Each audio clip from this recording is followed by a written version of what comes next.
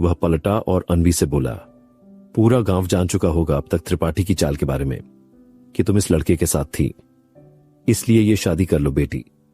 उसकी बात सुनकर नरेंद्र, राजेंद्र और विक्रांत भी चौंक गए। जी हां, रणबीर राणा ने वीरेंद्र राठौर और अपनी बहन माधवी को सिर्फ इसलिए मार दिया था क्योंकि वे एक दूसरे से प्यार करते थे और शादी के लिए घर से भाग गए थे, और आज वही रणबीर राणा अन्वी को अथर्व से शादी करने के लिए कह रहा था। सबको लगा कि वह बदनामी से बचने के लिए ऐसा कह रहा है, लेकिन उसकी बात सुनकर अथर्व के चेहरे पर एक तिरछी मुस्कान आ गई। वह समझ गया था कि इसके पीछे भी रणबीर की कोई चाल है। अब आगे आखिर में अपने घर वालों के समझाने और अपनी मां की कसम के आगे अन्वी हार गई और अथर्व का असली चेहरा सामने लाने के निश्चय से उससे शादी करने के लिए तैयार हो गई। वहीं किंजल का दिल बुरी तरह टूट गया था। अथर्व और अन्वी की शादी की बात सुनकर उसने भी अथर्व को अन्वी से अलग करने की ठान ली थी, और इसी कारण सबको यही दिखाया कि उसने अथर्व और अन्वी की शादी को स्वीकार कर लिया है।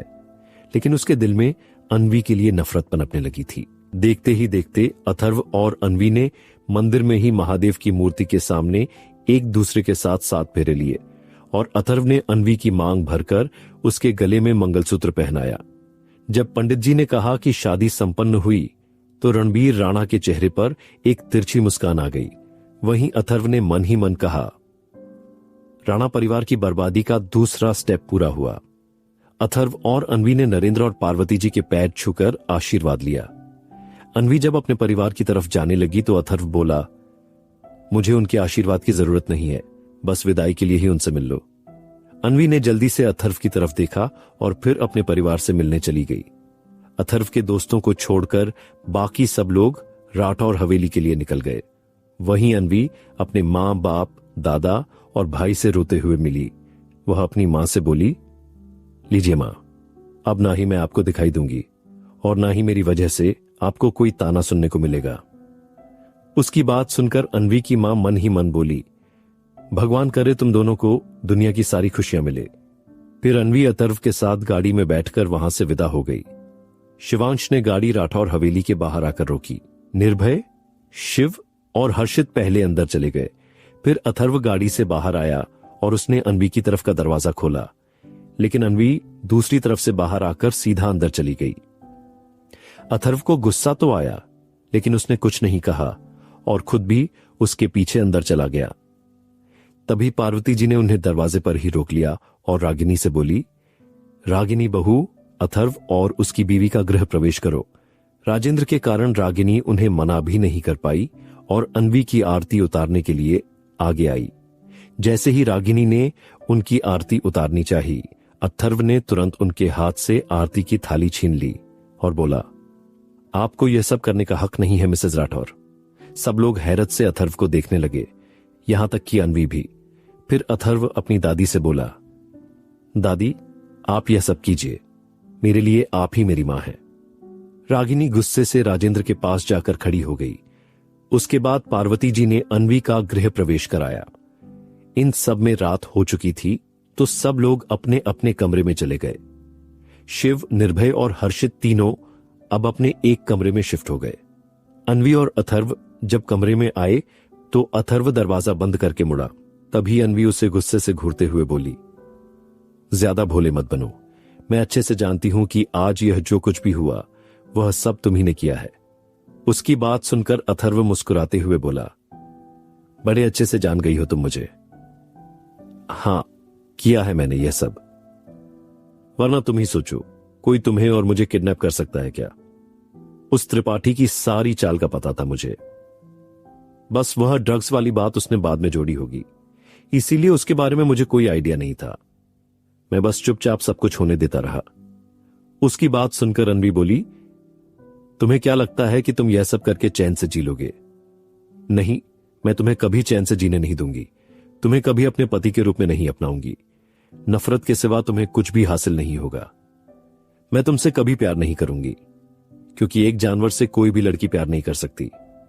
उसकी बात सुनकर अथर्व को भी गुस्सा आ गया। उसने अन्वी को पीछे बेड पर धक्का दिया और उसके ऊपर जाकर चेहरे के करीब से बोला, तो तुम्हें क्या लगता है कि मैं तुमसे प्यार करूंगा? नहीं, इस प्यार जैसी घटिया फीलिंग की मेरी जिंदगी में कोई जगह नहीं है। और रही बात इस शादी की, तो यह शादी मैंने सिर्फ तुम्हारे बाप को बर्बाद करने के लिए की है और उसकी शुरुआत हो चुकी है। इतना कहकर अथर्व उसके ऊपर से उठा और वॉशरूम में चला गया। वहीं अन्वी को समझ नहीं आ रहा था कि अथर्व उसके पापा को बर्बाद क्यों करना चाहता है। क्या सिर्फ अपने परिवार की दुश्मनी की वजह से, या फिर इसके पीछे कोई और वजह है। कुछ देर बाद अथर्व वॉशरूम से बाहर आया और बेड पर एक तरफ लेट गया। वहीं अन्वी भी अथर्व के कपड़े लेकर बिना पूछे वॉशरूम में चली गई। जब वह बाहर आई तो अथर्व ने उसे अपनी लॉर और टी शर्ट में देखकर कहा, मेरे कपड़ों को हाथ कैसे लगाया तुमने? तो अन्वी बोली, तो क्या तुम्हारा सिर पहनूं? अथर्व कुछ नहीं बोला। दरअसल अन्वी को अपने कपड़ों में देखकर अथर्व के अंदर एक अजीब सी गर्माहट उठी। वह करवट लेकर लेट गया। रूम में कोई सोफा न होने के कारण अन्वी भी बेड पर बैठकर एक तरफ करवट लेकर लेट गई। वहीं दूसरी तरफ शिव, हर्षित और निर्भय आपस में बातें कर रहे थे। शिव बोला, तुम दोनों को क्या लगता है, जो कुछ भी हुआ क्या वह ठीक था? तो निर्भय बोला, मुझे लगता है कि वह अथर्व के बारे में कुछ तो जानती है, जिसकी वजह से अथर्व ने यह शादी की।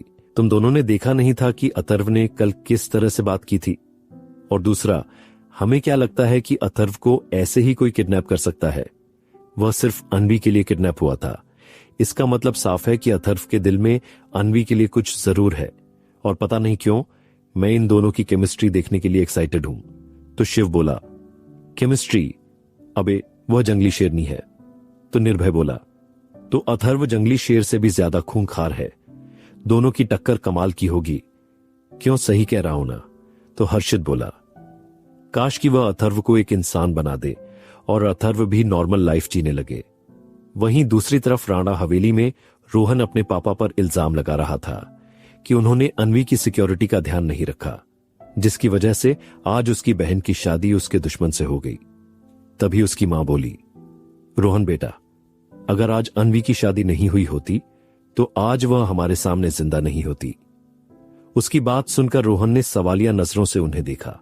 तो रोहन के साथ साथ विक्रांत और रणबीर भी उनकी बात ध्यान से सुनने लगे।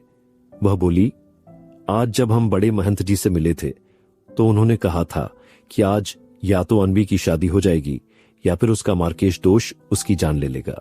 उन्होंने साफ साफ कहा था कि अन्वी की शादी उसकी मर्जी के खिलाफ होगी और जो भी उसका हमसफर बनाकर उसका हाथ थामेगा वह हमेशा उसकी रक्षा करेगा। और मुझे पूरा भरोसा है कि वह लड़का अन्वी की हमेशा हिफाजत करेगा। अब हमें इस दुश्मनी को भुलाकर अपने बच्चों की जिंदगी के बारे में सोचना चाहिए। वहीं रणवीर और विक्रांत को भी यह बात ध्यान आ गई। तो विक्रांत ने कहा, हम सभी को इस शादी को एक्सेप्ट कर लेना चाहिए।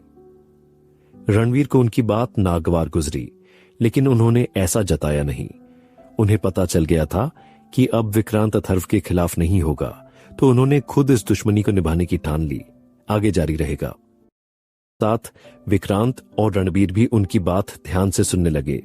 वह बोली, आज जब हम बड़े महंत जी से मिले थे तो उन्होंने कहा था कि आज या तो अन्वी की शादी हो जाएगी या फिर उसका मार्केश दोष उसकी जान ले लेगा। उन्होंने साफ साफ कहा था कि अन्वी की शादी उसकी मर्जी के खिलाफ होगी और जो भी उसका हमसफर बनाकर उसका हाथ थामेगा वह हमेशा उसकी रक्षा करेगा। और मुझे पूरा भरोसा है कि वह लड़का अन्वी की हमेशा हिफाजत करेगा। अब हमें इस दुश्मनी को भुलाकर अपने बच्चों की जिंदगी के बारे में सोचना चाहिए। वहीं रणवीर और विक्रांत को भी यह बात ध्यान आ गई। तो विक्रांत ने कहा, हम सभी को इस शादी को एक्सेप्ट कर लेना चाहिए। रणवीर को उनकी बात नागवार गुजरी, लेकिन उन्होंने ऐसा जताया नहीं। उन्हें पता चल गया था कि अब विक्रांत अथर्व के खिलाफ नहीं होगा, तो उन्होंने खुद इस दुश्मनी को निभाने की ठान ली। अब आगे किंजल के घर पर किंजल अपने कमरे में बैठी हुई थी और अन्वी को अथर्व से अलग करने के बारे में सोच रही थी। तभी उसके कमरे में काजल और विशाखा आईं। विशाखा किंजल से बोली, किंजल क्या तुम ठीक हो? तो किंजल बोली, मुझे क्या हुआ है, मैं बिल्कुल ठीक हूं। काजल बोली, दीदी हमें पता है कि आप ठीक नहीं हो। अपने प्यार को किसी दूसरी लड़की के साथ देखना कितना तकलीफदायक होता है ये हम समझ सकते हैं। उसकी बात सुनकर किंजल गुस्से में बोली, तुम समझती हो मेरी तकलीफ? अरे आज जो कुछ भी हुआ वह कभी नहीं होता। अगर 7 साल पहले तुमने वह घिनौना खेल न खेला होता, आज मैं और अथर्व एक अच्छी खुशहाल जिंदगी जी रहे होते। सब कुछ तुम्हारी वजह से हुआ है, तो यह दुखी होने का नाटक कहीं और जाकर करो और निकलो मेरे कमरे से। फिर किंजल ने उन दोनों को ही अपने कमरे से निकाल दिया और दरवाजा बंद करके अपने आप से बोली, मेरे अथर्व को वापस पाने के लिए मुझे किसी की जरूरत नहीं है। वहीं दूसरी तरफ अथर्व को आधी रात में फिर से अपनी बॉडी में गर्मी बढ़ती हुई महसूस हुई। थोड़ी देर तक तो वह करवट बदलता रहा, लेकिन अब उसे सहन नहीं हुआ तो उसने उठकर अन्वी की तरफ देखा। वह सो रही थी और नींद में ही अथर्व के करीब आ गई थी। अथर्व ने उसके चेहरे पर थकावट देखी। अथर्व जानता था कि अब अन्वी का शरीर उसकी गर्मी को नहीं झेल पाएगा और अथर्व ऐसा कुछ करना भी नहीं चाहता था। इसलिए वह उठा और वॉशरूम में जाकर शावर लेने लगा।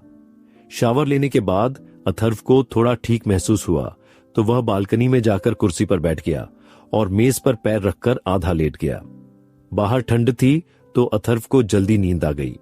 सुबह जब अन्वी की नींद खुली तो उसने खुद को बेड पर अकेले लेटे पाया। अथर्व के वहां न होने से उसे कोई फर्क नहीं पड़ा। वह उठकर सीधे बालकनी में गई तो उसकी नजर वहां अजीब तरह से लेटे हुए अथर्व पर पड़ी। उसे ताज्जुब हुआ कि अथर्व बाहर इतनी ठंड में कैसे सो गया, लेकिन फिर उसने उसे इग्नोर किया और फ्रेश होकर नीचे आ गई। नीचे सोफे पर नरेंद्र तैयार बैठे हुए थे। पार्वती जी पूजा कर सबको आरती दे रही थीं। रागिनी और मीनाक्षी नाश्ता तैयार करने में लगी थीं। अन्वी अभी भी अथर्व के लोअर और टी शर्ट में थी, जो उसे थोड़ा बड़ा आ रहा था। वह सीधे सोफे पर बैठ गई और नरेंद्र को गुड मॉर्निंग विश किया। नरेंद्र ने मुस्कुराकर उसे गुड मॉर्निंग का जवाब दिया। उनका पॉजिटिव बिहेवियर देखकर अन्वी को अच्छा लगा। तभी वहां पर काजल, विशाखा और किंजल आ गईं। किंजल ने जब अन्वी को अथर्व के कपड़े पहने देखा तो वह जल भुनकर राख हो गई। वंश, विराट और विजय भी तैयार हो गए थे।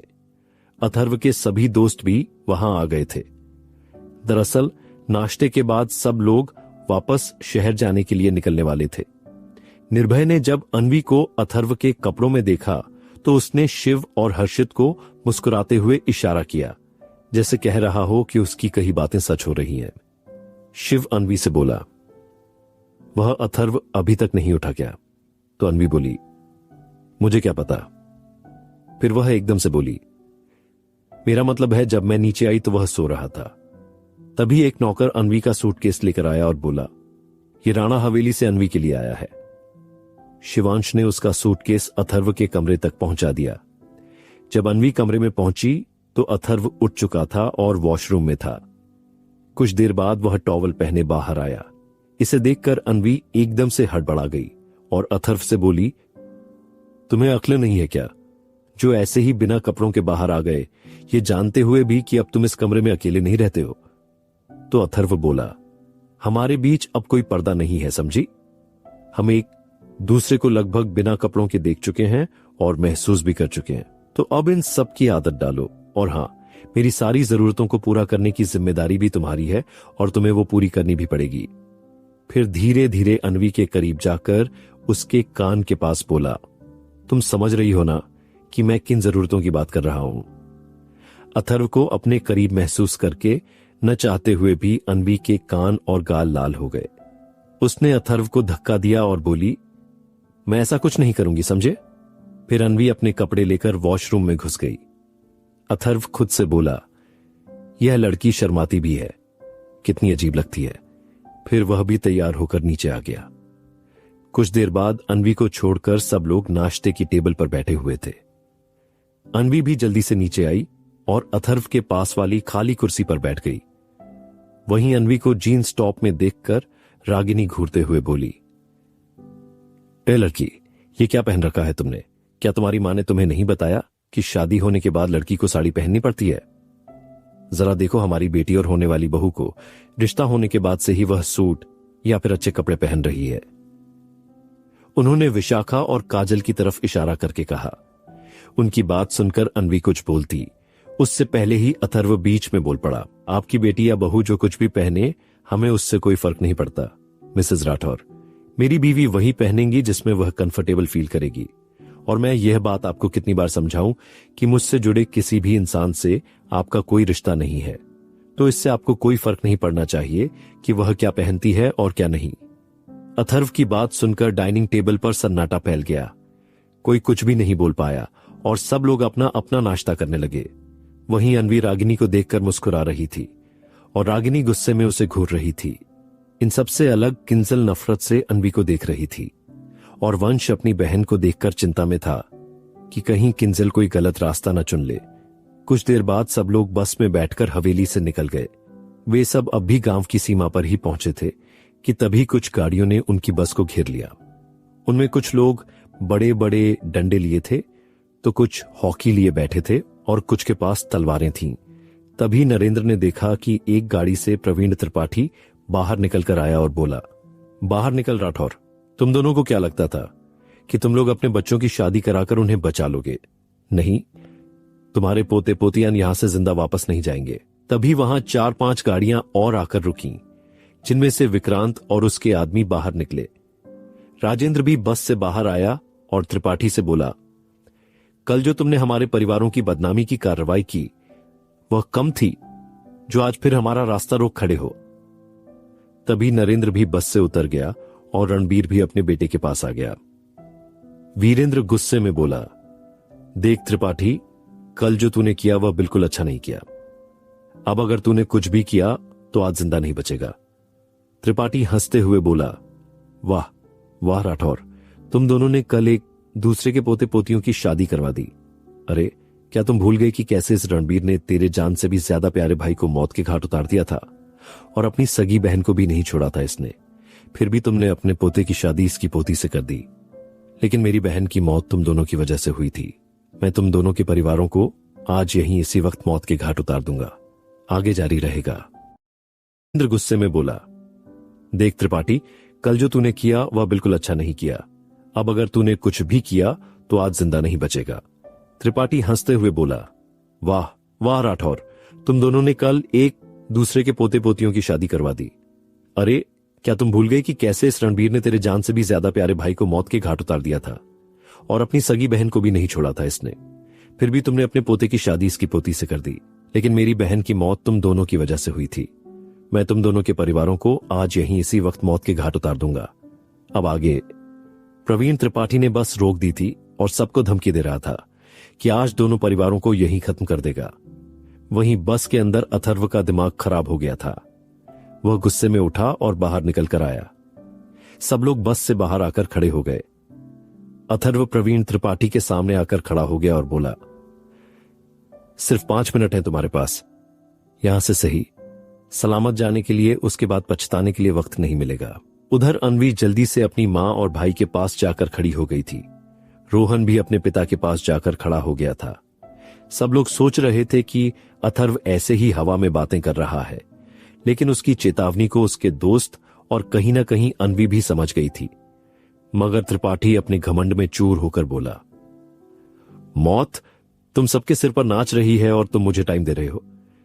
मानना पड़ेगा, शक्ल और सूरत के साथ हिम्मत भी वही मिली है तुम्हें, पर अफसोस आज फिर इस उम्र में आकर तुम दोबारा इस दुनिया से जाओगे। सब लोग अब तक घबरा चुके थे क्योंकि उनके गार्ड्स भी वहां मौजूद नहीं थे। अथर्व खाली आंखों से उसे घूरे जा रहा था और 5 मिनट खत्म होने का इंतजार कर रहा था। जैसे ही 5 मिनट खत्म हुए, वहां पर एक के बाद एक 100 गाड़ियां आकर रुक गईं और उनमें से गन लेकर गार्ड्स बाहर निकल आए। अथर्व ने उन्हें कुछ इशारा किया और पलक झपकते ही वहां का नजारा बदल गया। त्रिपाठी के सारे आदमी जमीन पर पड़े हुए थे और उनका लीडर त्रिपाठी को पकड़कर अथर्व से बोला, बॉस कोई और ऑर्डर? तो अथर्व ने ना में सर हिला दिया। वहीं सब लोग आंखें फाड़कर यह नजारा देख रहे थे। तभी अथर्व सबसे बोला, सब लोग बस में बैठ जाओ। तो सब लोग चुपचाप जाकर बस में बैठ गए। अथर्व ने देखा कि अनवी अभी भी अपनी फैमिली के साथ खड़ी है, तो वह उसे घूरते हुए बोला, तुम्हें अलग से इनविटेशन देना पड़ेगा क्या? उसकी बात सुनकर अनवी मुंह बनाकर बस में बैठ गई। राणा परिवार अभी भी वहीं खड़ा होकर अथर्व को देख रहा था, तो अथर्व ने उन्हें इग्नोर किया और गार्ड्स के हेड से बोला, इस बूढ़े को बेस पर लेकर जाओ, मैं खुद इसका हिसाब करूंगा। इतना कहकर अथर्व भी बस में आकर अनवी के पास बैठ गया। बस में सब लोग अथर्व को अजीब नजरों से घूर रहे थे। वहीं विक्रांत और रणबीर अथर्व को देखते ही रह गए। अथर्व और बाकी सब राठौर मेंशन पहुंच चुके थे। वहां पर एक बार फिर पार्वती जी ने अनवी का गृह प्रवेश किया। उसके बाद सब लोग आराम करने के लिए अपने अपने कमरों में चले गए। निर्भय हर्षित और अपने भाई विजय को लेकर अपने घर चला गया। अन्वी भी अथर्व के पीछे उसके कमरे में आ गई। अथर्व को अपने आप को रिलैक्स करने के लिए शावर लेना था, इसलिए वह एक बार फिर वॉशरूम में चला गया। अन्वी को अथर्व की यह हरकत अजीब लगी, क्योंकि अभी भी मौसम ठंडा था और इतनी गर्मी भी नहीं थी कि दिन में 2-4 बार नहाना पड़े। उसे अथर्व की प्रॉब्लम का पता नहीं थी। वह अब गौर से कमरे को देखने लगी और फिर बेड पर बैठ गई। उसे अथर्व के बारे में जानना था और इसकी शुरुआत वह अथर्व के कमरे से करने वाली थी। तभी अथर्व बाहर आया। इस बार उसने पैंट जरूर पहनी थी। अथर्व अपने सर को टॉवल से पोंछ रहा था। तभी उसका फोन बजा। फोन अन्वी के पास ही पड़ा हुआ था। अथर्व ने जल्दी से फोन उठाया और बात करने लगा। कुछ देर बाद अथर्व बेड पर लेट गया और अन्वी से बोला, ज्यादा इधर उधर दिमाग मत दौड़ाओ। जब तक मैं नहीं चाहता तब तक तुम मेरे बारे में कुछ भी पता नहीं कर पाओगी, समझी? वहीं अन्वी अथर्व की बात सुनकर चौंक गई और बोली, तुम्हें ऐसा क्यों लगता है कि मैं यह सब सोच रही हूं? तो अथर्व बोला, यही सब सोचकर ही तो तुमने यह शादी की है।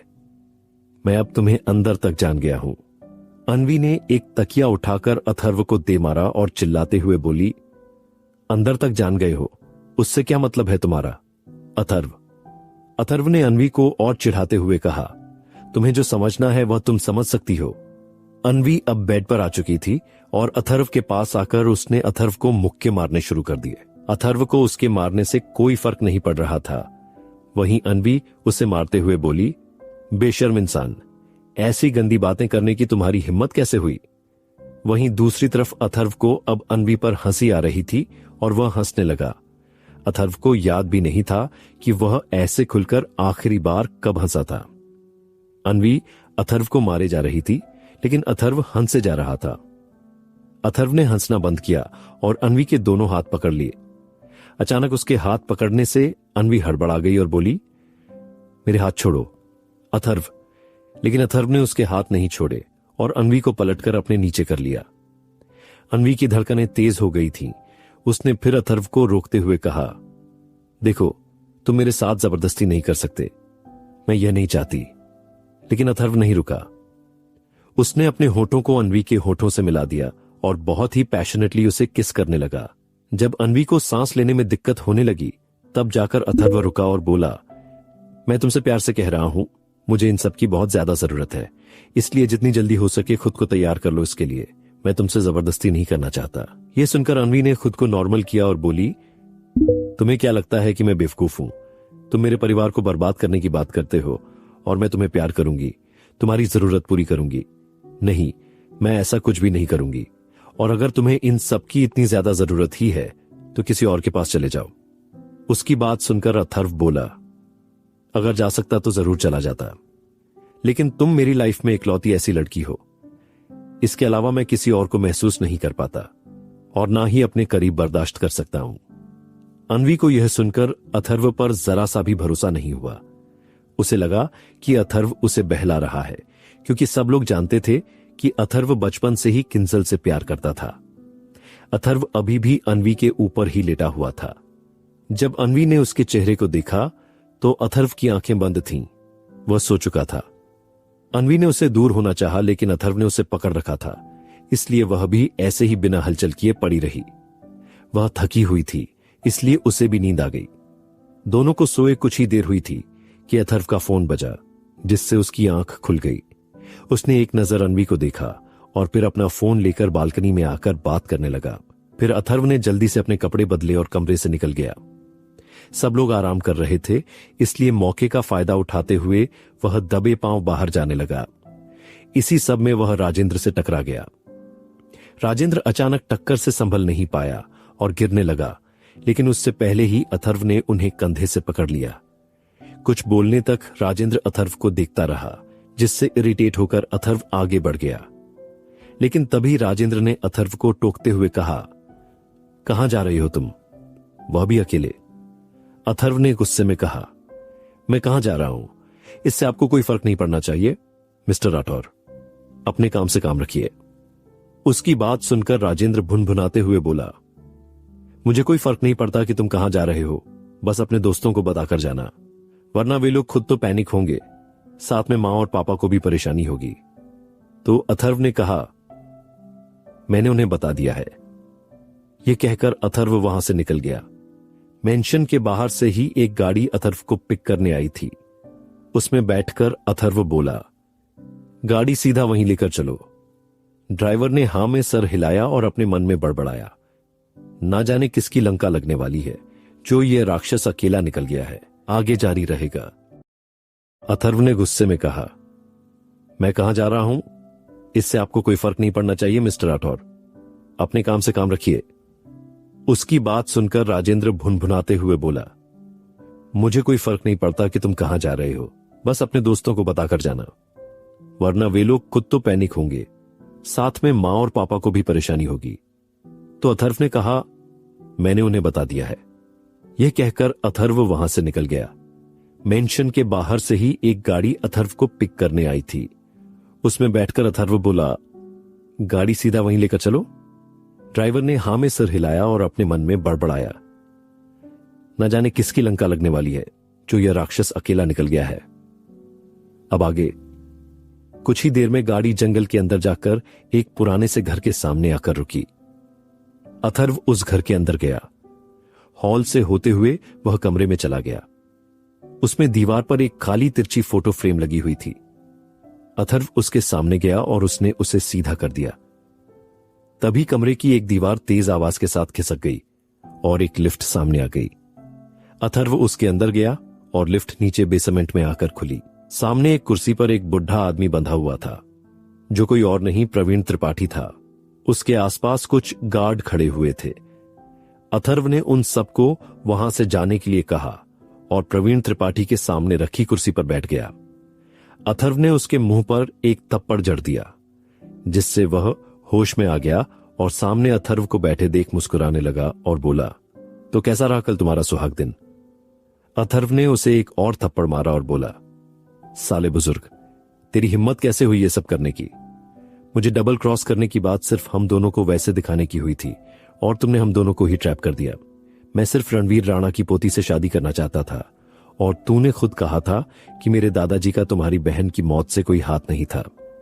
उसके बावजूद तूने उन पर आज हमला करना चाहा। तो त्रिपाठी बोला, मेरी बहन प्यार करती थी तेरे दादा से, लेकिन नरेंद्र ने कभी उसे प्यार से देखा तक नहीं। उसे तो बस वह गरीब परिवार की पार्वती पसंद थी। उनकी शादी के दिन ही मेरी बहन घर से निकली थी उनकी शादी रोकने के लिए, और रास्ते में ही रणवीर ने उसके साथ जबरदस्ती की। उसने वहीं एक पेड़ पर फांसी लगा ली। बहुत प्यार करता था मैं अपनी बहन से। नरेंद्र ने मेरी दोस्ती तक का ख्याल नहीं किया। एक दोस्त होने के नाते अगर वह मेरी बहन से शादी कर लेता तो क्या हो जाता? मेरी बहन की मौत का जिम्मेदार जितना रणवीर है, उतना ही नरेंद्र भी है। मैं तो मंदिर में तुम्हें और उस लड़की को जान से मारने वाला था, लेकिन परसों रात जब तुमने मुझे मिलने बुलाया तो मुझे हैरानी हुई। मुझे लगा था कि नरेंद्र ने तुम्हें मेरे बारे में कुछ बताया नहीं होगा, तभी तुम मुझसे मिलने आए हो। और तुम मुझे अपना ये प्लान समझाकर जब वहां से निकले, तभी मैंने सोच लिया था कि मुझे क्या करना है, और मैंने वही किया। उसकी सारी बातें सुनकर अथर्व बोला, तुम्हारी बहन के साथ गलत हुआ था, लेकिन उसमें मेरे दादाजी की कोई गलती नहीं थी। और अब तुम्हारी ये जिंदगी खत्म हुई, क्योंकि तुम अगर जिंदा रहे तो हमेशा मेरे परिवार के लिए खतरा बने रहोगे। किस्मत वाले हो जो मेरे अंदर का जानवर बाहर नहीं आ रहा, वरना तुम खुद ही अपना शरीर त्याग देते। यह कहकर अथर्व ने गन उठाई और प्रवीण त्रिपाठी का चैप्टर हमेशा के लिए क्लोज कर दिया। अथर्व ने बाहर आकर लाश को ठिकाने लगाने के लिए कहा और वहां से निकलकर गाड़ी में बैठकर मेंशन के लिए निकल पड़ा। वहीं दूसरी तरफ अनवी की आंखें उसके पेट में उठ रहे दर्द की वजह से खुली। उसने अपने प्राइवेट पार्ट में हल्का हल्का दर्द महसूस किया। वह धीरे से उठकर बैठ गई और आसपास देखा तो अथर्व कहीं दिखाई नहीं दिया। उसने अपने दर्द को इग्नोर किया कि थोड़ी देर में शायद अपने आप ही ठीक हो जाएगा, और वह नीचे आ गई। नीचे सब लोग शाम की चाय पी रहे थे। अनवी ने देखा कि किंजल और उसका परिवार भी वहीं बैठा चाय पी रहा है। पार्वती जी ने अनवी से भी चाय के लिए पूछा तो उसने मना कर दिया और वहीं पर उनके पास बैठ गई। शिवांश भी नीचे आ गया था। वह नरेंद्र से इधर उधर की बातें करने में लगा था। शिव की नजर बात करते हुए अनवी के चेहरे पर गई तो उसे अनवी कुछ परेशान सी लगी। वह अनवी से बोला, तुम ठीक हो ना? कुछ परेशानी हो तो बता सकती हो। यह सुनकर सबका ध्यान अन्वी पर गया। पार्वती जी ने अन्वी के चेहरे का उड़ा हुआ रंग देखकर प्यार से पूछा, क्या हुआ है? तो अन्वी बोली, पता नहीं है, मुझे पेट में बहुत तेज दर्द हो रहा है। यह कहकर उसने अपना पेट पकड़ लिया। तो शिव बोला, कब से हो रहा है? तुमने अथर्व को बताया? तो अन्वी ने कहा, अभी थोड़ी देर पहले शुरू हुआ और अथर्व कमरे में नहीं है तो मैंने उसे नहीं बताया। यह सुनकर शिव चौंक कर खड़ा हो गया और बोला, क्या अथर्व घर में नहीं है? वहीं पार्वती जी ने अन्वी के सर को सहलाते हुए संभाला और राजेंद्र से बोली, अन्वी को अस्पताल लेकर चलते हैं। लेकिन अन्वी चलने की हालत में नहीं थी, इसलिए डॉक्टर को वहीं बुला लिया गया। शिव ने अन्वी को कमरे में पहुंचाया और अथर्व को फोन करने लगा। उसे अथर्व पर बहुत गुस्सा आ रहा था। अथर्व ने उसका फोन नहीं उठाया तो शिव ने सोच लिया कि आज वह अथर्व को नहीं छोड़ेगा। कुछ ही देर में एक लेडी डॉक्टर आई और अन्वी को चेक करने लगी। वहीं नीचे अथर्व भी आ गया था, जिसे शिव गुस्से में घूरे जा रहा था। सब लोग उन दोनों को ही देख रहे थे। शिव अथर्व से बोला, कहां गए थे तुम? उसका सवाल सुन अथर्व बोलना ही वाला था कि शिव ने एक मुक्का उसके मुंह पर दे मारा। अथर्व के साथ साथ सब लोग हैरानी से उसे देखने लगे। शिव वहीं नहीं रुका, उसने अथर्व पर और भी घूंसे चलाए। बचते हुए अथर्व बोला, पागल हो गया है क्या साले?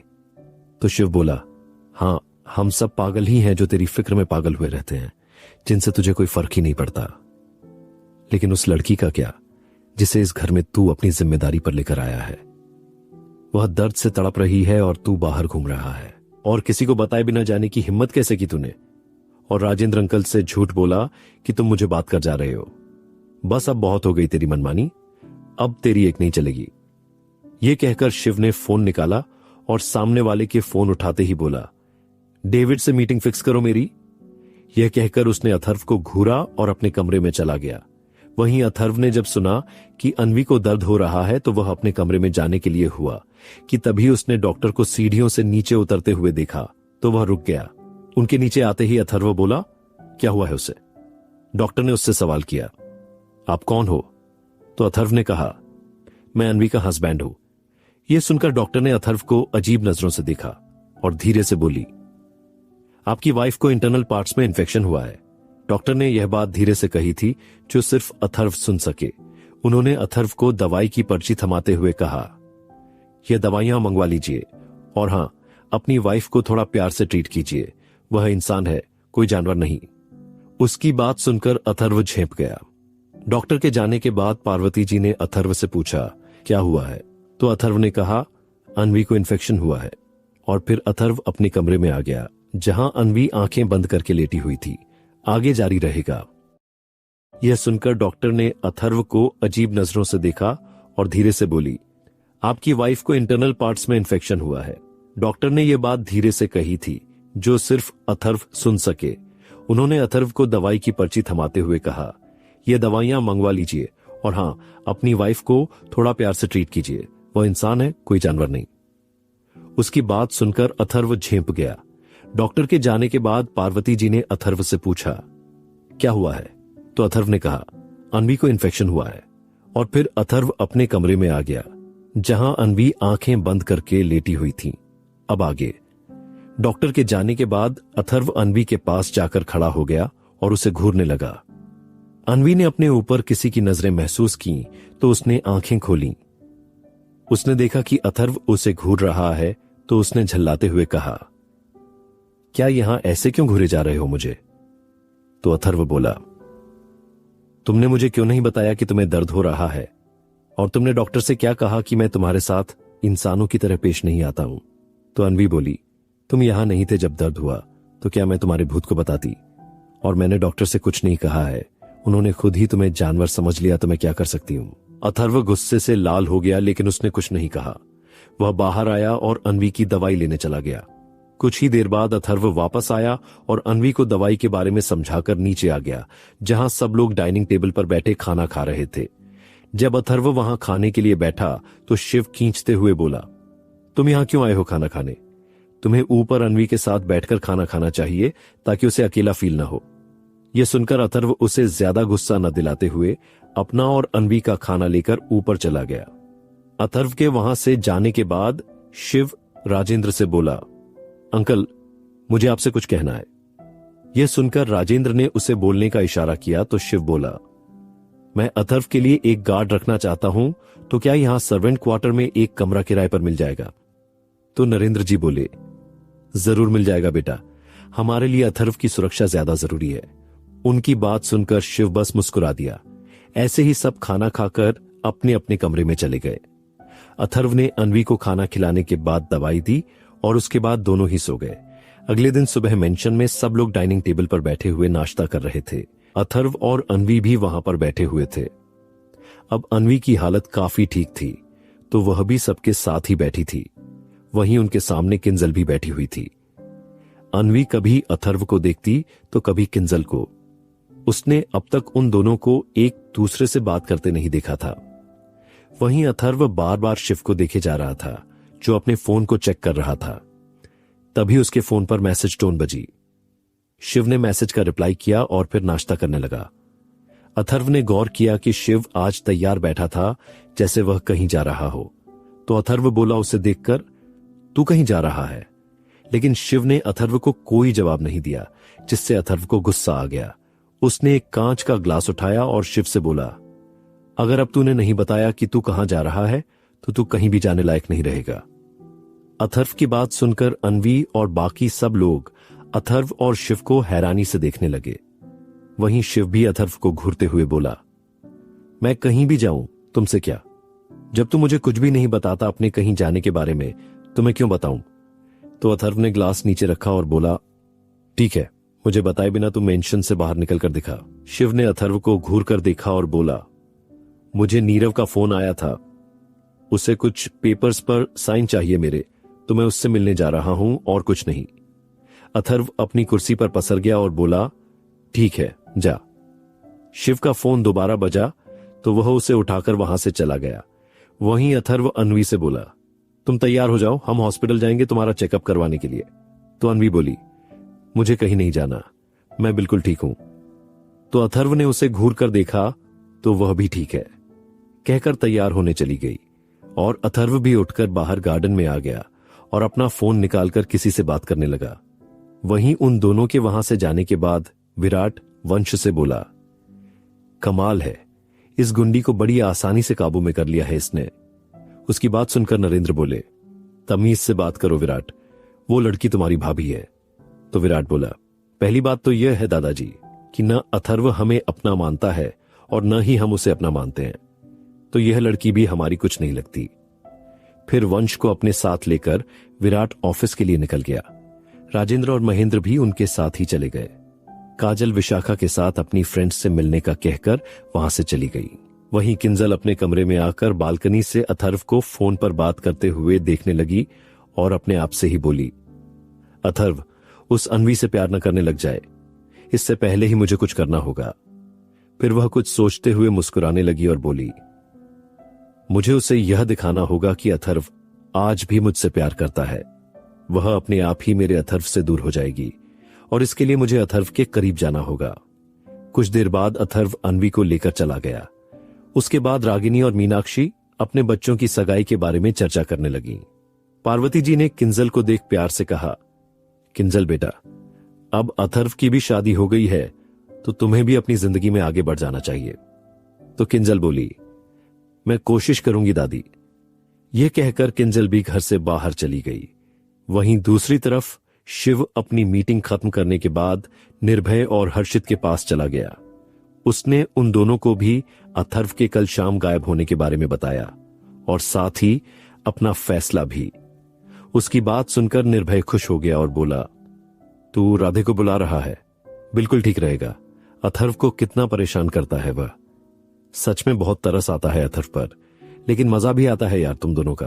फिर बोला, ठीक है, तुम तो उसके साथ रहते हो, यहां हम दोनों बोर हो जाते हैं।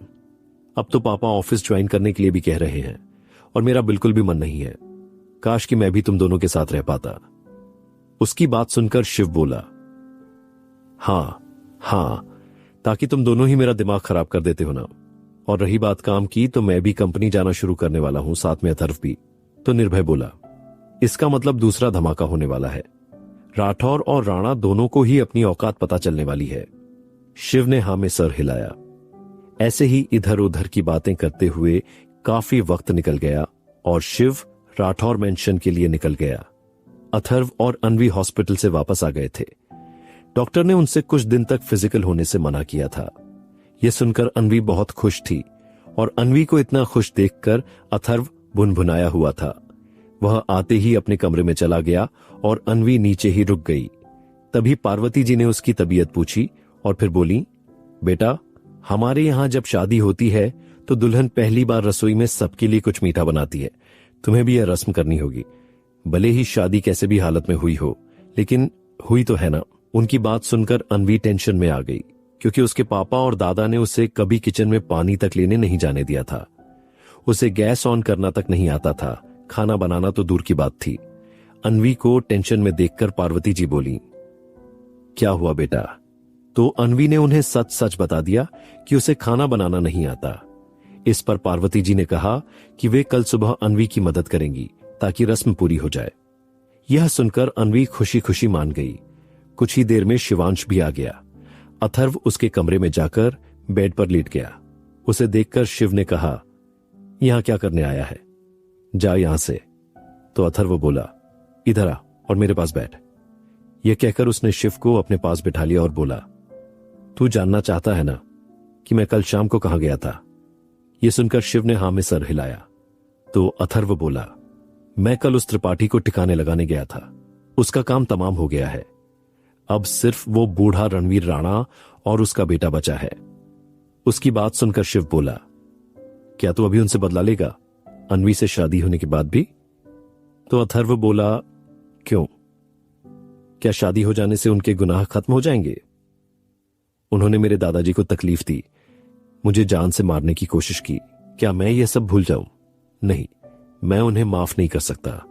उन्हें उनकी सजा जरूर मिलेगी, और उस विक्रांत को भी, जिसने मेरे साथ और भी बुरा किया है। तो शिव बोला, उन्होंने इससे भी बुरा किया है अथर्व। क्या कुछ ऐसा है जो मैं भी नहीं जानता? अथर्व बोला, हां, कुछ ऐसा है जो मेरे अलावा कोई नहीं जानता, और उसकी कीमत विक्रांत राणा और राजेंद्र राठौर दोनों ही चुकाएंगे। तो शिव बोला, क्या तुझे मुझ पर भरोसा नहीं है जो तू अपने राज्य मुझसे भी छुपा रहा है? अथर्व बोला, नहीं, ऐसा नहीं है। मैं चाहता हूं कि सच सबके सामने एक साथ आए, और अगर मेरा बस चले तो मैं कभी नहीं चाहता कि यह सच सामने आए। आगे जारी रहेगा। तो अथर्व बोला, क्यों? क्या शादी हो जाने से उनके गुनाह खत्म हो जाएंगे? उन्होंने मेरे दादाजी को तकलीफ दी, मुझे जान से मारने की कोशिश की। क्या मैं ये सब भूल जाऊं? नहीं, मैं उन्हें माफ नहीं कर सकता। उन्हें उनकी सजा जरूर मिलेगी, और उस विक्रांत को भी, जिसने मेरे साथ और भी बुरा किया है। तो शिव बोला, उन्होंने इससे भी बुरा किया है अथर्व? क्या कुछ ऐसा है जो मैं भी नहीं जानता? अथर्व बोला, हां, कुछ ऐसा है जो मेरे अलावा कोई नहीं जानता, और उसकी कीमत विक्रांत राणा और राजेंद्र राठौर दोनों ही चुकाएंगे। तो शिव बोला, क्या तुझे मुझ पर भरोसा नहीं है जो तू अपने राज मुझसे भी छुपा रहा है? अथर्व बोला, नहीं, ऐसा नहीं है। मैं चाहता हूं कि सच सबके सामने एक साथ आए, और अगर मेरा बस चले तो मैं कभी नहीं चाहता कि यह सच सामने आए। अब आगे। शिव जानता था कि अथर्व उसे नहीं बताएगा, इसलिए उसने बात का रुख मोड़ते हुए कहा, चल छोड़, ये बता कि तू उस टाइगर ऑफ यूनिटी के पीछे क्यों पड़ा है? कुछ दिन पहले तूने उसके आदमियों को मारा था। उसकी बात सुनकर अथर्व चौंक गया और बोला, तुझे कैसे पता चला? तो शिव ने कहा, डेविड ने मुझे बताया था कि तू उस ग्रुप के पीछे है। क्या यह जानने का हक मेरा नहीं? तो अथर्व बोला, देख शिव, तू सिर्फ कंपनी के कामों पर ध्यान दे, बाकी चीजों में पड़ने की जरूरत नहीं है। तो शिव बोला, क्या ध्यान लगाऊं मैं कंपनी में? मुझे नहीं पता कि वो लोग कितने पावरफुल और खतरनाक हैं।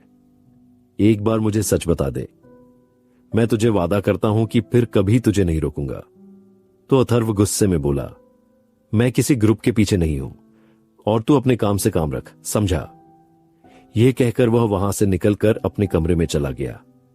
उसने अपना फोन निकाला और किसी को कॉल करके कहा, मुझे डेविड से मिलना है। यह कहकर उसने फोन काट दिया। जैसे ही वह पीछे मुड़ा, उसने देखा कि अन्वी परेशान चेहरे के साथ उसे देख रही थी। तो अथर्व ने अपना गुस्सा कंट्रोल करते हुए पूछा, अब तुम्हें क्या हुआ? कुछ देर पहले तक तो खुशी से उछल रही थी, अब क्या हो गया? तो अन्वी बोली, तुम्हारी दादी ने कल मुझे पहली रसोई की रस्म करने के लिए कहा है, और मुझे खाना तो क्या, पानी उबालना भी नहीं आता। अब मैं क्या करूं? तो अथर्व बोला, तो उनसे कह देती कि नहीं आता तुम्हें। अन्वी बोली, उन्होंने कहा कि वो मेरी मदद करेंगी, पर फिर भी मुझे डर लग रहा है। तो अथर्व उसे चिढ़ाते हुए बोला, मैंने तो सुना था कि अन्वी राणा किसी से नहीं डरती। तो अन्वी बोली, हां, मैं किसी से नहीं डरती, समझे तुम? तो अथर्व बोला, तो कल खाना बनाकर यह साबित कर देना। तो अन्वी बोली, अगर मैंने बना दिया तो तुम्हें वो देना होगा जो मैं मांगूंगी, मंजूर है? तो अथर्व बोला, तलाक छोड़कर कुछ भी मांग लेना, मैं दूंगा। यह सुनकर अन्वी खुश हो गई। तभी अथर्व ने उसका हाथ पकड़कर कहा, तुम्हारी तबीयत अब पहले से ज्यादा अच्छी लग रही है, तो चलो मेरी मदद कर दो।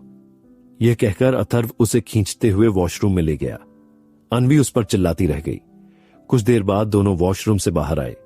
अब अथर्व खुश लग रहा था और अन्वी लाल चेहरे के साथ गुस्से में उसे घूर रही थी। खाने का वक्त हो रहा था, इसलिए अथर्व जल्दी से नीचे चला गया और अन्वी गुस्से में भुनभुनाती हुई अपने हाथ को घूरने लगी। जब अथर्व नीचे आया तो सब लोग हॉल में ही बैठे थे। डिनर लगने ही वाला था। रागिनी और मीनाक्षी ही खाना टेबल पर लगा रही थीं। अथर्व जाकर अपने दादाजी के पास बैठ गया। उसने देखा कि शिव भी आकर राजेंद्र के बगल में बैठ गया और उनसे हंसकर बातें करने लगा, सिर्फ अथर्व को चिढ़ाने के लिए। अथर्व गुस्से में उसे घूरने लगा। वहीं सब लोग उन दोनों को ही देख रहे थे। सब समझ गए कि दोनों का झगड़ा हुआ है। तभी अन्वी भी नीचे आकर पार्वती जी के पास बैठ गई और अथर्व को गुस्से में घूरने लगी। वहीं अथर्व उसे चिढ़ाते हुए देखकर मुस्कुराने लगा। सबके साथ साथ शिव भी हैरानी से उन दोनों को देख रहा था। उसे निर्भय की बातें सच लगने लगीं कि शायद अन्वी अथर्व को सुधार सकती है। वहीं अन्वी ने जब अथर्व को स्माइल करते देखा तो वह उठकर उसके सामने से दूसरी तरफ चली गई। इसी बीच उसने अथर्व का पैर भी कुचल दिया। इसके बाद अन्वी दोबारा ऐसा ही करती हुई अपनी जगह पर लौट आई। किसी को समझ नहीं आया कि अन्वी क्या कर रही है, लेकिन तभी अथर्व की औच की आवाज आई। अब सब लोग पूरा माजरा समझ गए और सब अथर्व की हालत देखकर हंसने लगे। बाकी सब भी मुस्कुरा दिए। अथर्व कभी गुस्से में अन्वी को देख रहा था तो कभी शिव को। तभी रागिनी ने सबको खाने के लिए आवाज दी तो सब लोग उठकर जाने लगे। अथर्व ने अन्वी को खींचकर वापस सोफे पर बैठा दिया। सब लोग जा चुके थे। तो अथर्व बोला, बहुत हाथ चल रहे हैं तुम्हारे, वहां कमरे में तो नहीं चला रही थी। यह सुनकर अन्वी के कान लाल हो गए। वह बोली, तुम्हें शर्म नहीं आती? अपने घर वालों का तो ख्याल करो। अथर्व ने इधर उधर देखा। किंजल के अलावा कोई उन्हें नहीं दिख रहा था। किंजल बहुत बुरी तरह अन्वी को घूर रही थी। यह देखकर अथर्व के चेहरे के भाव सख्त हो गए। फिर सबने खाना खाया। उसके बाद अथर्व कुछ देर टहलने के लिए बाहर निकल गया। वहीं दूसरी तरफ अन्वी जब अपने कमरे में जा रही थी तभी किंजल भी सबकी नजर बचाकर उसके पीछे कमरे में आ गई। अन्वी शायद इन सब के लिए पहले से तैयार थी। वह जाकर सीधा बेड पर बैठ गई तो किंजल बोली, मैं अच्छे से जानती हूं कि तुम यह सब क्यों कर रही हो। जानबूझकर अथर्व का ध्यान अपनी ओर खींच रही हो ताकि वह तुमसे प्यार करने लगे, लेकिन अथर्व तुमसे कभी प्यार नहीं कर सकता। वह आज भी मुझसे प्यार करता है। उसकी बात सुनकर अन्वी बोली, ओ, तो अथर्व तुमसे प्यार करता है, लेकिन मैंने तो उससे अब तक तुमसे बात करते हुए भी नहीं देखा, यहां तक कि वह तुम्हारी तरफ देखता तक नहीं है। तो किंजल गुस्से में बोली, हां, बात नहीं करता वो मुझसे, क्योंकि वह मुझसे नाराज है, और जब उसकी यह नाराजगी दूर हो जाएगी तब वह वापस मेरे पास आ जाएगा। इसलिए तुमसे कह रही हूं, उसके साथ ज्यादा अटैच मत होना, वरना बाद में तकलीफ तुम्हें ही होगी। उसकी बात सुनकर अन्वी बोली, मैं उससे नहीं बल्कि वह मुझसे अटैच होने की कोशिश कर रहा है, और जानती हो उसने कल शाम को मुझे कहा था कि वह मेरे अलावा किसी भी लड़की को अपने करीब बर्दाश्त भी नहीं कर सकता। उसकी लाइफ में मेरे अलावा कोई लड़की नहीं है और नहीं कभी होगी। उसकी बात सुनकर किंजल गुस्से में बोली, उसने तुमसे शादी की है तो इस गलतफहमी में मत रहना कि तुम अथर्व के साथ जिंदगी भर रहोगी। अथर्व ने तुमसे शादी सिर्फ अपने बदले के लिए की है, तुम्हारे परिवार को बर्बाद करने के लिए की है। उसकी आखिरी बात सुनकर अन्वी को लगा कि शायद किंजल जानती हो कि अथर्व यह सब क्यों कर रहा है। उसने कहा, तुम जानती हो कि अथर्व यह सब क्यों कर रहा है? बताओ मुझे। किंजल कुछ बोलती ही तभी अथर्व कमरे में आ गया और किंजल को वहां देखकर लगभग उस पर बरसते हुए बोला, तुम यहां क्या कर रही हो? अथर्व बहुत ज्यादा गुस्से में लग रहा था। उसने किंजल को बाजू से पकड़ा और खींचते हुए बाहर ले गया। किंजल उसे हाथ छोड़ने के लिए कह रही थी, लेकिन अथर्व उसे सीढ़ियों से नीचे लाया और बोला, क्या करने की कोशिश कर रही थी तुम? हाँ, मैंने तुमसे कहा था कि भूल जाओ मुझे और दूर रहो मुझसे, पर तुम्हें यह बात समझ में नहीं आई और अब तुम मेरे और उसके बीच जहर घोल रही हो। यह सब ऊपर से अन्वी भी देख रही थी। किंजल रोते हुए बोली, मैं जानती हूं कि तुम उससे प्यार नहीं करते, फिर क्यों उसे छोड़ नहीं देते? एक बार मुझे मौका दो अथर्व, मैं वह सब करूंगी जो तुम कहोगे। प्लीज अथर्व, उसे छोड़कर मुझे अपना लो। मैं हर तरह से तुम्हें खुश रखूंगी। यह कहकर वह अपने दूसरे हाथ से अथर्व के गाल को छूने की कोशिश करने लगी। उसकी बात और हरकत देखकर अथर्व को और ज्यादा गुस्सा आ गया और उसने किंजल को खुद से दूर धक्का दे दिया। किंजल नीचे गिरती उससे पहले ही वंश वहां आ गया और उसने अपनी बहन को गिरने से बचा लिया। फिर उसने अथर्व पर चिल्लाते हुए कहा, अथर्व, यह क्या तरीका है एक लड़की के साथ पेश आने का? तब तक सब लोग भी वहां आ गए थे। राजेंद्र ने जब यह सब देखा तो वह बोले, यह सब क्या हो रहा है? तो वंश ने उन्हें जो कुछ भी हुआ था वह बता दिया। फिर अथर्व से बोला, तुम पागल हो गए हो क्या? एक लड़की के लिए जिसे तुम प्यार करते थे, तुम उसे ही तकलीफ दे रहे हो। यह सुनकर अथर्व बोला, मैं क्यों? मैं क्या करूं मिस्टर राठौर? क्या मैं भी आपकी तरह एक लड़की को जिंदगी भर के लिए समाज के ताने सुनने के लिए छोड़ दूं? और क्यों यह मेरी समझाने पर भी नहीं समझ रही है? पूछो इससे, क्यों यह मेरे कमरे में जाकर उसे मुझसे दूर करने के लिए कह रही थी? और वह मुझसे दूर क्यों रहेगी? मेरी बीवी है वह, उसका हक है मुझ पर। और हां, तुम किंजल से पूछ लो, अगर मेरी शादी उससे गांव में नहीं होती तो यहां शहर में होती, और होती तो उसी से ही। तुम जिस अथर्व से प्यार करती हो वह तो कब का मर चुका है। और यह लड़की अन्वी की तरफ इशारा कर फिर अपने सीने पर हाथ रखकर कहता है, इस अथर्व राठौर का सब कुछ है।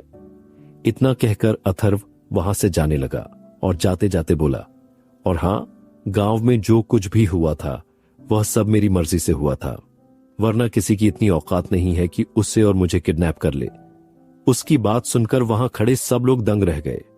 तो अथर्व फिर से बोला, सब लोग दूर रहना उससे। अथर्व यह कहकर अपने कमरे में आ गया। अन्वी तो पहले ही आ गई थी। वहीं नरेंद्र और पार्वती जी दवा खाकर सो गए थे और शिव सबसे अनजान हेडफोन लगाकर गाने सुन रहा था। वहीं महेंद्र ने किंजल को उसकी मां के साथ भेज दिया था ताकि वह उसे समझ सके। अब सबको किंजल की चिंता हो रही थी। आगे जारी रहेगा। तुम जिस अथर्व से प्यार करती हो वह तो कब का मर चुका है। और यह लड़की अन्वी की तरफ इशारा कर फिर अपने सीने पर हाथ रखकर कहता है, इस अथर्व राठौर का सब कुछ है। इतना कहकर अथर्व वहां से जाने लगा और जाते जाते बोला, और हां, गांव में जो कुछ भी हुआ था वह सब मेरी मर्जी से हुआ था, वरना किसी की इतनी औकात नहीं है कि उसे और मुझे किडनैप कर ले। उसकी बात सुनकर वहां खड़े सब लोग दंग रह गए। तो अथर्व फिर से बोला, सब लोग दूर रहना उससे। अथर्व यह कहकर अपने कमरे में आ गया। अन्वी तो पहले ही आ गई थी। वहीं नरेंद्र और पार्वती जी दवा खाकर सो गए थे और शिव सबसे अनजान हेडफोन लगाकर गाने सुन रहा था। वहीं महेंद्र ने किंजल को उसकी मां के साथ भेज दिया था ताकि वह उसे समझ सके। अब सबको किंजल की चिंता हो रही थी। अब आगे सब लोग अथर्व की बातों को सोचते हुए अपने अपने कमरे में चले गए। वहीं अथर्व भी अन्वी को सोने के लिए कहकर खुद बालकनी में जाकर सिगरेट पीने लगा। कुछ देर बाद जब उसका मन शांत हुआ तो वह अन्वी के बगल में आकर लेट गया। अन्वी भी आंखें बंद करके लेटी हुई थी। थोड़ी देर में उसने अथर्व को अपनी तरफ बढ़ते पाया, लेकिन उसने आंखें नहीं खोली। कुछ देर बाद अथर्व अन्वी को अपनी बाहों में जकड़कर सो गया और अन्वी अथर्व की कही हुई बातों को सोचने लगी कि क्या सच में अथर्व अब किंजल से प्यार नहीं करता। ऐसे ही सोचते सोचते उसे भी नींद आ गई। अगले दिन सुबह 2:00 बजे अथर्व का फोन वाइब्रेट हुआ, जिससे उसकी आंखें खुली। उसने फोन चेक किया और फिर चुपके से हवेली से बाहर निकल गया। कुछ देर बाद अथर्व एक सुनसान जगह पर खड़ा था और उसके सामने उसकी ही उम्र का एक और शख्स खड़ा था। वह शख्स अथर्व के पास आया और बोला, क्या हुआ ब्रो? अगर तुझे मुझसे मिलना ही था तो दिन में मिलते, साथ में शिव को भी ले आते। यह सुनकर अथर्व ने उसे खींचकर एक थप्पड़ मार दिया, जिससे वह संभल नहीं पाया और नीचे गिर गया। उसे कुछ समझ नहीं आ रहा था कि अथर्व ने उसे क्यों मारा। वह उठा और बोला, भाई क्या हुआ? मुझसे कोई गलती हो गई है क्या? तो अथर्व आगे बढ़ा और उसकी कॉलर पकड़कर आंखों में देखते हुए बोला, कब से मेरी जासूसी कर रहे हो तुम?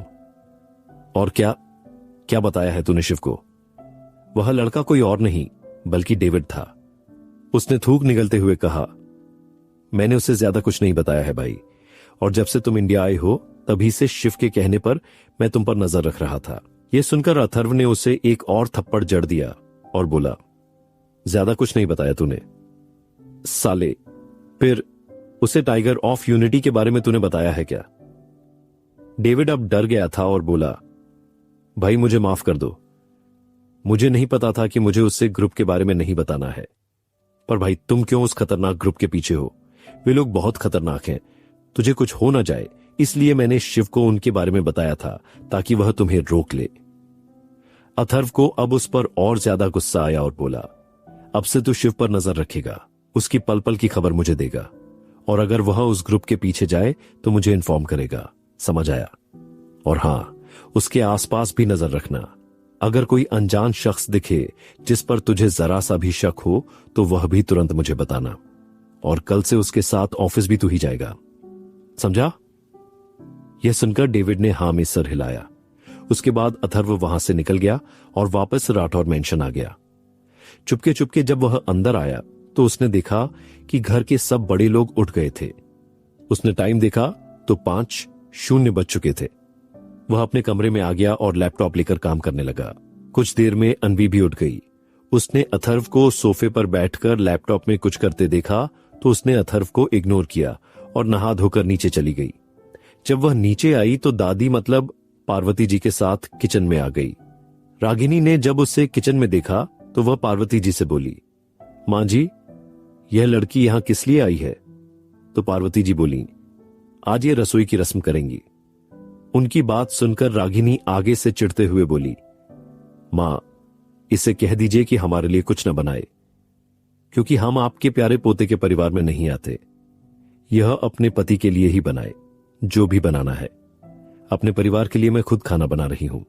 तभी अनवी कुछ बोलने ही वाली थी कि पार्वती जी ने उसे शांत रहने का इशारा किया और फिर हलवा बनाने में उसकी मदद करने लगी। वहीं अथर्व ने कुछ देर तक काम किया और फिर शिव के कमरे में आ गया, जहां शिव सो रहा था। अथर्व उसके पास जाकर लेट गया और सोते हुए अपने मन में बोला, मैं बड़ी मुश्किल से तुम्हें उस ग्रुप से सुरक्षित रख पा रहा हूं शिव। अगर उन लोगों को तेरे जिंदा होने की भनक भी पड़ी तो वह तुझे मुझ तक पहुंचाने का हथियार बना लेंगे, और मैं यह नहीं चाहता। अथर्व यही सब सोच रहा था, तभी शिव बोल पड़ा, सुबह सुबह अपनी बीवी की जगह मुझे क्यों देख रहा है कुत्ते साले? तेरी नीयत तो ठीक है ना मेरे प्रति? उसकी बात सुनकर अथर्व बोला, जल्दी से उठ जा और ऑफिस के लिए निकल। शिव बोला, तू भी चलेगा मेरे साथ, वरना मैं अकेला नहीं जाऊंगा। तो अथर्व बोला, मैं दोपहर में आ जाऊंगा, तब तक तू पार्टी की अनाउंसमेंट कर देना, और हां, इस शहर की सभी बड़ी कंपनियों के ओनर्स को विद फैमिली इनविटेशन भिजवा देना। शिव बोला, ठीक है, मेरे लैपटॉप में एक प्रोजेक्ट की जानकारी है, अगर तुम इंटरेस्टेड हो तो देख लो। यह कहकर शिव नहाने चला गया। अथर्व ने भी वह प्रोजेक्ट देखा, उसे ओके किया और फिर अपने कमरे में आकर वॉशरूम में नहा लिया। कुछ देर बाद सब लोग डाइनिंग टेबल पर बैठे हुए थे। अनवी भी अपना बनाया हुआ हलवा लेकर वहां आ गई। अथर्व और शिवांश भी नीचे आ गए थे। जब अनवी सबको हलवा सर्व करने लगी तो राजेंद्र और बाकी सबने मना कर दिया। यह देखकर किंजल बहुत खुश हुई कि अथर्व के घर वालों ने अनवी को बहू के रूप में एक्सेप्ट नहीं किया। लेकिन नरेंद्र और पार्वती जी ने अनवी से कहा कि हमें सर्व कर दो। वहीं अथर्व ने कुछ नहीं कहा। शिव और अथर्व ने भी हलवा खाया। अथर्व को पता था कि अगर उसकी दादी मदद करेंगी तो अनवी जरूर हलवा बना लेगी। नरेंद्र ने अनवी को नेक दिया और पार्वती जी ने अनवी को वही हार उपहार में दिया जो उन्होंने पूनम को दिया था। यह देखकर राजेंद्र बोला, ये हार तो आपने पूनम को दिया था। उसकी बात सुनकर अथर्व और बाकी सबने भी पार्वती जी की तरफ देखा तो वह बोली, हाँ, ये मैंने पूनम को दिया था, लेकिन डिवोर्स होने के बाद उसने यहां के दिए हुए सारे गहने और उपहार वापस कर दिए थे। उनकी बात सुनकर अन्वी और बाकी सब लोग अथर्व को देखने लगे तो अथर्व बोला, मुझे क्यों देख रहे हो? अगर अच्छा लगे तो ले लो, मुझे इससे कोई दिक्कत नहीं है। तो अन्वी ने वह हार ले लिया। शिव ने कहा कि वह शाम को आते वक्त उसका गिफ्ट लेकर आएगा। अब अथर्व की बारी थी। शिव अथर्व से बोला, अब तुझे भी उसे कुछ देना पड़ेगा। तो अथर्व बोला, हाँ ठीक है। फिर अन्वी से पूछा, क्या चाहिए तुम्हें? तो अन्वी बोली, मैं अपने पापा की कंपनी ज्वाइन करना चाहती हूं। उसकी बात सुनकर सब लोग चौंक गए। तभी राजेंद्र बोला, नहीं, हमारे घर में रहकर तुम हमारे बिजनेस राइवल के साथ काम नहीं कर सकती। तो अथर्व एकदम से बोला, मिस्टर राठौर, आपकी वाइफ और परिवार वाले शायद मेरी बात समझ गए, लेकिन आप नहीं समझे। आप लोग मेरी फैमिली में नहीं आते तो हमारे बीच में पड़ने का आपको कोई हक नहीं है। और रही बात उसके पापा की कंपनी ज्वाइन करने की, तो वह जरूर कर सकती है। अथर्व की बात सुनकर अन्वी खुश हो गई, लेकिन बाकी सब लोग अथर्व के फैसले से नाखुश थे, यहां तक कि नरेंद्र और पार्वती जी भी। उन्होंने सबको पहले शांति से खाना खाने को कहा और बाद में अथर्व से बात करने का इशारा राजेंद्र को किया। इसलिए सब चुपचाप खाना खाने लगे। नाश्ते के बाद जब अन्वी अपने कमरे में चली गई तो नरेंद्र अथर्व से बोले, अथर्व बेटा, यह तुम क्या कर रहे हो? क्या यह सब तुम सिर्फ राजेंद्र की बात काटने के लिए कर रहे हो? तो अथर्व बोला, दादाजी, मैं सब कुछ सोच समझ कर ही कर रहा हूं, और अगर वह अपनी फैमिली बिजनेस को ज्वाइन करना चाहती है तो इसमें गलत ही क्या है? उसके नाम पर 30% शेयर हैं कंपनी के, तो वह अपनी कंपनी को बचाने की कोशिश तो जरूर करेगी। अथर्व की बात सुनकर राजेंद्र बोला, ओह, तो तुम यह सब 30% शेयर्स के लिए कह रहे हो? अगर तुम्हें यही सब चाहिए तो यह सब तो हम भी तुम्हें दे रहे हैं, इनफैक्ट इससे ज्यादा ही दे रहे हैं। उनकी बात सुनकर अथर्व बोला, पहली बात तो यह है मिस्टर राठौर कि मुझे किसी भी प्रॉपर्टी या शेयर्स की कोई जरूरत नहीं है। और आप एक काम क्यों नहीं करते, मेरे नाम की जो प्रॉपर्टी है उससे आप मिसेस राठौर के नाम कर दीजिए। अथर्व की बात सुनकर रागिनी के साथ साथ सब लोग हैरान हो गए। तो नरेंद्र बोले, अथर्व, यह क्या कह रहे हो तुम? तो अथर्व बोला, मैं बिल्कुल ठीक कह रहा हूं दादाजी, और ये मैं अपने पूरे होशो हवास में कह रहा हूं। आपने जो हिस्सा अपनी कंपनी और प्रॉपर्टी का मेरे नाम किया है उससे आप मिसेस राठौर को दे दीजिए। किसी को कुछ भी समझ नहीं आ रहा था कि आखिर अथर्व ऐसा क्यों कर रहा है। तभी अथर्व का फोन बजा। अथर्व एक साइड में आकर बात करने लगा। फिर वह शिव को देखकर बोला, तुम्हारे लिए एक सरप्राइज है। जब शिव ने पूछा, क्या है? आगे जारी रहेगा। आप लोग कमेंट नहीं करते। अगर यह कहानी आपको पसंद आ रही है, अच्छी लग रही है, तो कमेंट जरूर किया कीजिए, और हां, अपने दोस्तों के साथ शेयर भी कर दीजिए। साथ ही जिन लोगों ने इसे रिव्यू नहीं दिया है, प्लीज वो भी रिव्यू कर दें। थैंक्स, कल मिलते हैं। उनकी बात सुनकर अथर्व